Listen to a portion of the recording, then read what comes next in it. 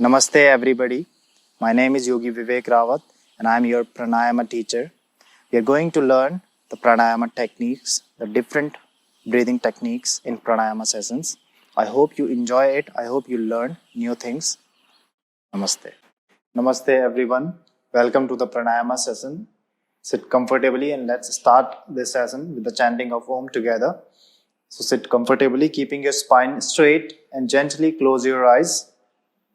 And bring your both palms together in front of your chest.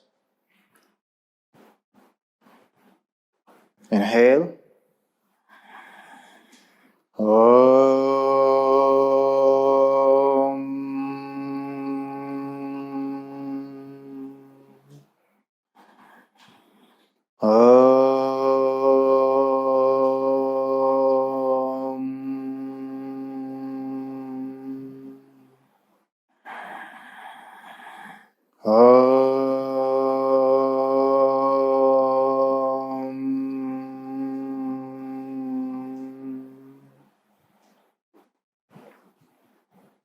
Now rub your palms together.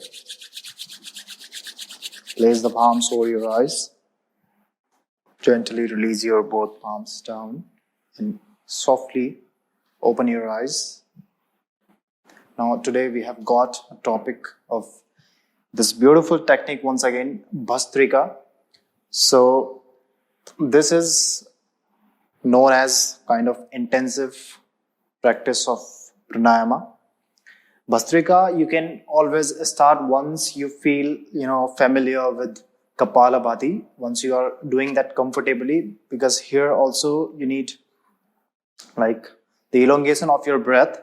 So make sure that you're performing few techniques properly, especially like yogic breathing, Nadi Shodhana, you're doing it for a long time, the practice of Kapalabhati as well. And then after the Kapalabhati also in a flow in your practice.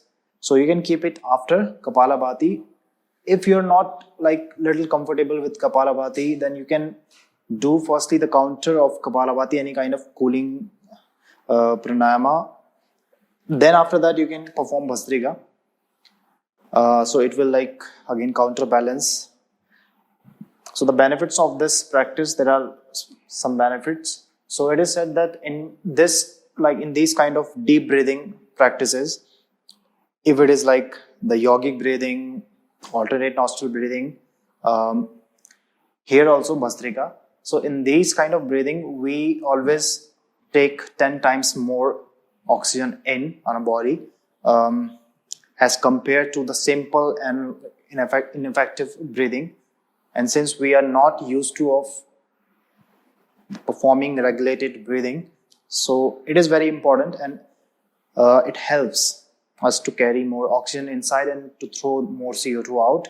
That it gives us immense relaxation. It is also said that after the Ashtanga, at the end of the Ashtanga, or maybe like any kind of very intensive flow of any class, if you perform Bhastrika after that, maybe at that time it is like too much intensive for you. Your breath would be like kind of you'll seem in a rush, but it will provide you a nice relaxation once you calm down, because you're taking more oxygen in. So it is quite good for your abdominal organs. It strengthens and tones the abdominal muscles, calms your mind. Maybe at that time you'll not feel that calmness, you'll not be aware of that. But once you just calm down, once you give time to yourself, and then you'll feel definitely the positive change. It makes our lungs strong. Definitely, we're utilizing our lungs, our diaphragm properly here. It increases immunity as well. It drains the plaque from lungs. It oxygenates the blood and increase the vitality in the body. So it is also known as the bellows breath, since the blacksmith in the ancient time, they used to influence the fire so that they can melt the metal more properly. So similarly, it has got that effect in our body. It increases the heat factor in our body. Whenever we are feeling like lethargic, when we perform these intensive pranayamas, then we feel the vitality, we increase the vitality in the body. Same the contraindications, same, most of the contraindications are almost same with Kapalabhati, but here are like the migraine in case of hypertension, high BP, like someone is pregnant, in case of pregnancy. It mostly depends how is the person feeling. If maybe one has been practicing it, any kind of practice for a long time, one is very familiar with the practice, then one may perform that. But what if one is not aware of the practice for a long time, or one is a kind of beginner? So at that time, you need to avoid some kind of intensive or intensive techniques of pranayama, or like the bandhas, the holding during the pregnancy I'm talking about. So these are some of the contraindications. The step how to do Bhastrika here, you can add bandhas here definitely after the end of the inhalation, after the end of the exhalation. But what is most important that you are doing it properly. Again, just take a simple, comfortable position on the mat in any simple cross-leg position. It can be Padmasana, anything. And you can again distribute it into 3 parts. So the first part, it would be like you'll be taking the inhalation to like almost 2 to 3 seconds, and exhalation almost 2 to 3 seconds. So remember here in this particular technique, what you're going to do, you're going to breathe in forcefully and breathe out forcefully. So in that way, you'll do it in the first round, and you'll regulate your breath till 2.5 to 3 seconds. And you will go a bit slow, like 2.5 to 3 seconds just for one aspect, just for the inhalation, and 2.5 to 3 seconds just for the exhalation. Then the second stage, you can just increase the round. You can take like 1 second or 1.5 seconds per breath, like inhalation and exhalation. Then for the third one, what you will do, in 1 second, you will perform the both, like the inhalation and exhalation. You'll perform within 1 second. So as you're like seeing it, as you're observing it, the pace is getting increased here. So how it is going to be? Sitting comfortably, keep your palms resting on your knees, keep your every body part comfortable, chest nicely open so that you can breathe well in the posture, and do not disturb your shoulders, your face muscles. And firstly, perform few rounds of yogic breathing. That is very important. For some people who are beginner, or I would say who have not given time to the practice, what they can do, they can just work on one single aspect here. So just work on the inhalation, like do the forceful inhalation. Same principle, apply the same principles, like 2.5 seconds or like 1 second, whatever these things are set. Then just softly exhale, like do not forcefully exhale, just softly exhale either from your nostrils or from your mouth. So you're working on one aspect, because for some people when they perform it, they feel some kind of dizziness. So maybe the faintness may arrive. A little bit is okay, because you're not used to of this much of deep breathing, and it is happening to you. So a little bit is okay. It happens with everybody. But if it is like too much, you have not performed it for a long time in your practice, and you are just directly jumping into, like you want to practice it for a long time, and then you're practicing it continuously without any kind of preparation, and your muscles, your body is not ready, your breathing is not ready, then like you may feel that kind of like deep faintness, and maybe a bit harmful for you. So at that time you can apply this modification, just keeping your working on one aspect, breathing in forcefully and breathing out softly through your nostril or through your mouth. So in that way you can prepare yourself, you can prepare your breath. So once you just feel comfortable with this, then slowly you can just add the second aspect of the breathing as well. So now it's without bandha, but you can also apply the bandha while performing it.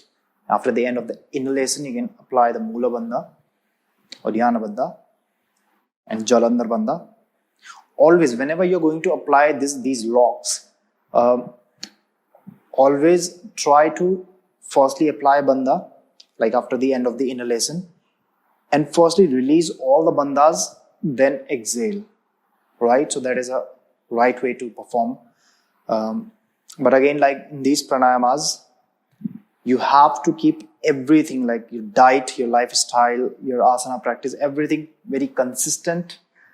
The continuity should be there, and you have to be very determined towards your practice. And again, I'm saying it is not something like 1 month, 2 months, 3 months, and you gain the mastery over these pranayamas. It may take several years to get the mastery over like few pranayamas. So the consistency and the patience is very, very important. So try not to rush, try not to just focus on that.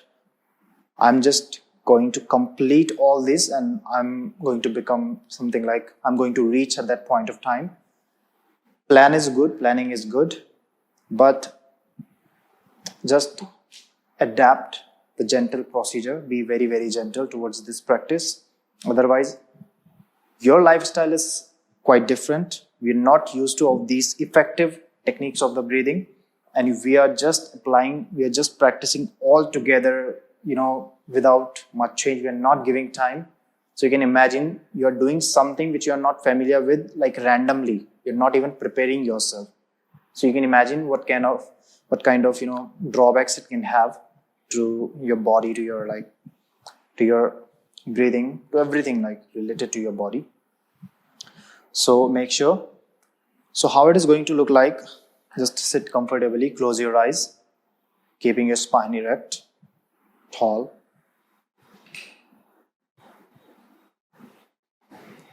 You can perform few rounds of yogi breathing. So firstly, you can exhale completely so that you can lengthen your inhalation in the next round. You can do that. So firstly, exhaling, then forcefully inhale. So it is going to resemble somewhere like, Ujjayi breath, which is okay. You can also add one thing here. You can bring your arms, hand coordination. So try to coordinate the movement, synchronize the movement with your arm movement with your breath. So in that way, you might have noticed, you might have seen it when you perform any sort of, asana. Unless that asana is very advanced, when you perform any kind of asana, you feel that your breathing is long as compared to your like ordinary lifestyle. So your breathing is not mediocre at that time. When you perform any kind of movement, your arm movement, like any kind of twisting, when you're reaching down, you'll definitely feel that you're regulating your breath. You're making it long.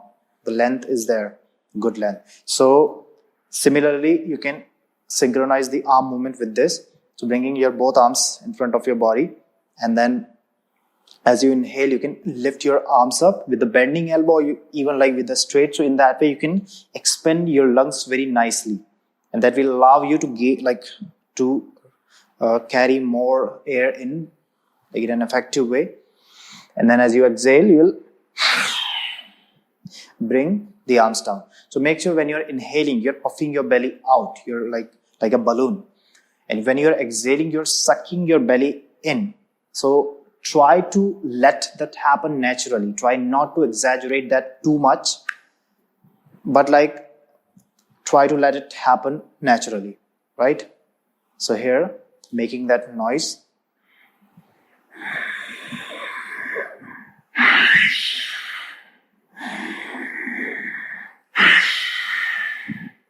So in this way, you can perform the first round, which I said, 2 to 2.5 seconds per inhalation, per exhalation, right? The second round, which would be a fast approach. What you can do in the second or third round, you can avoid this hand movement. Otherwise, because you are doing it fast, So you may disturb yourself because of the fast movements, and that would not seem a sort of pranayama practice, a sort of yoga practice, I would say. So you can avoid this hand movement, but if you feel okay with the hand movement, and if it is not disturbing you, if it seems like real yoga, authentic yoga, then of course you can proceed with that. Otherwise, just second round, a bit faster, 1 second, 1 inhalation, 1 second, 1 exhalation. So starting from here, inhale.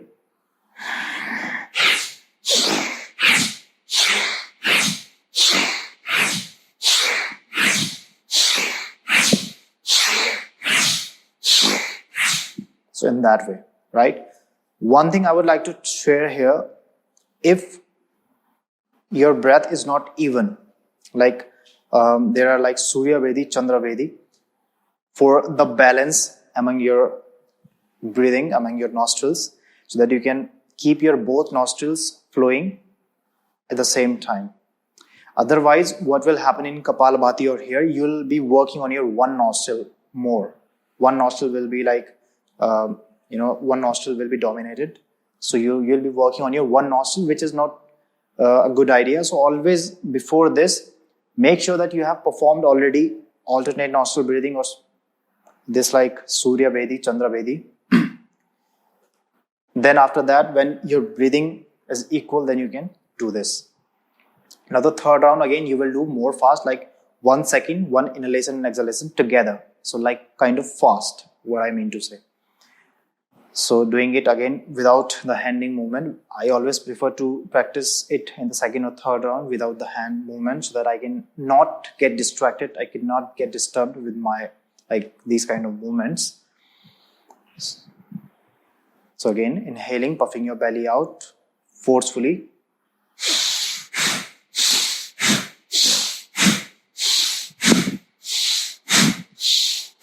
So while you're performing this, you can keep your right back of the palm just over your left palm in, like, this is called Bharava or Bharava Mudra. So in that way you can perform it. So it is giving you a nice kind of support to your entire body, and nice combination of all the aspects, and you perform it freely. So that's about it. This intensive, magnificent Bhastrika practice of pranayama. I hope that you are going to like it when you practice it, and you will definitely, once you practice it, you will become used to of it in your daily practice, and other beautiful techniques, and how they are very, they're always going to increase lifespan, and what can be more beautiful than that. So let's sit comfortably and close the session. Close your eyes. Take a couple of deep breath in, deep breath out. Join your palms together. Inhale.